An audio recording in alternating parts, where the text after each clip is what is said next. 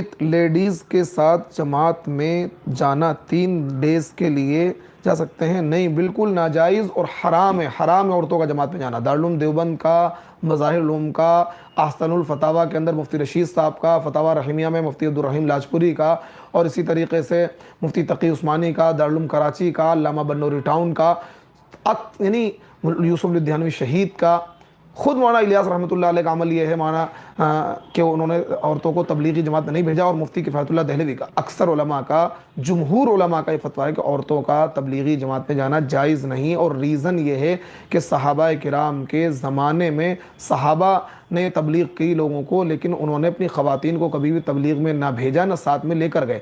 اور تبلیغ سے زیادہ اہم جہاد ہے، کبھی بھی صحابہ اپنی عورتوں کو جہاد میں لے کے نہیں گئے، الا کہ اکا دکا کبھی واقعات ملتے ہیں کہ اللہ کے نبی اپنی کسی زوجہ کو جہاد میں لے کر گئے، یا صحابی کسی اپنی زوجہ کو، یعنی اتنے سارے غزوات ہوئے، 1-2 میں آپ لے کر گئے ہیں۔ تو جب جہاد جو سب سے اعلیٰ ہے، سب سے افضل ہے، اس میں کیا ہے عورتوں کو نہیں لے جا سکتے، تو پھر کیا ہے تبلیغی جماعت میں بھی عورتوں کو نہیں لے جا سکتے۔ اور خیر القرون میں، صحابہ کے دور میں، نبی کے دور میں کوئی ایسی نظیر اور ایسی مثال نہیں ملتی ہے کہ صحابہ اپنی عورتوں کو جماعت میں یا جہاد میں لے گئے ہوں۔ تو اس لیے علماء نے بالکل صراحتاً اس کو منع کیا ہے۔